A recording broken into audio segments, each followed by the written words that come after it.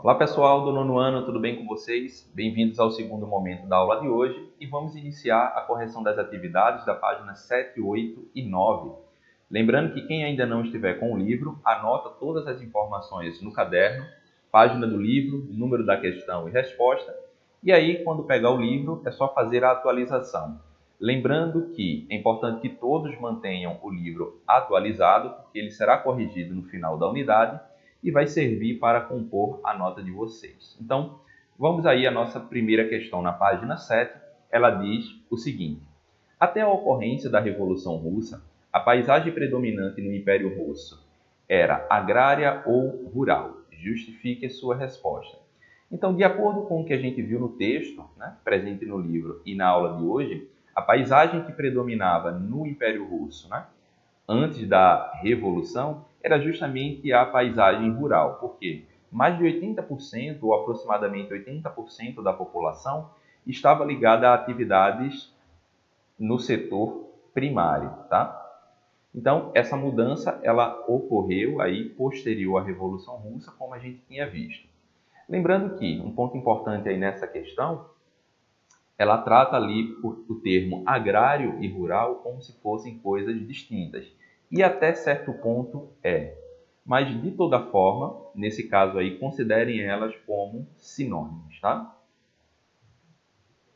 Próxima questão na página 8, ela diz o seguinte, ó, em 1922, a Rússia passou a fazer parte e comandar a União das Repúblicas Soviéticas Socialistas, a URSS.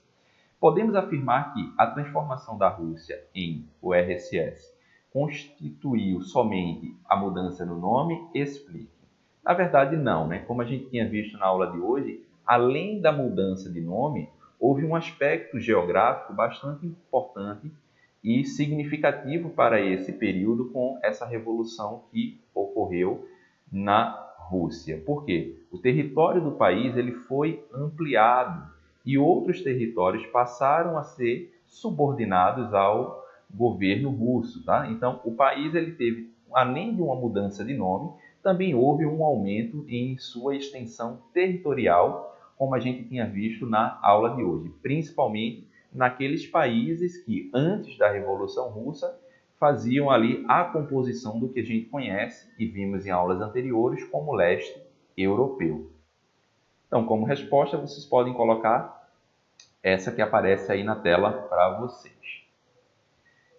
Bem, página 8, próxima questão, ela diz o seguinte: além da Rússia, cite as outras 14 repúblicas que faziam parte da URSS de acordo com o mapa acima.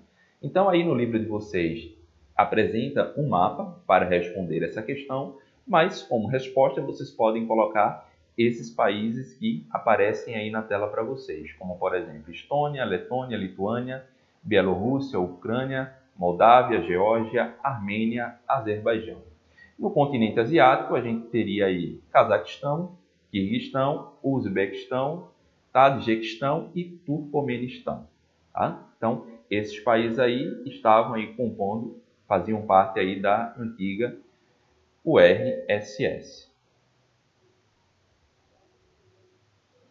Quarta questão na página 9, ela diz o seguinte: observe o mapa e compare o mapa da Europa na pós-Segunda Guerra Mundial com o seu mapa político atual, para citar quais as principais diferenças territoriais entre eles.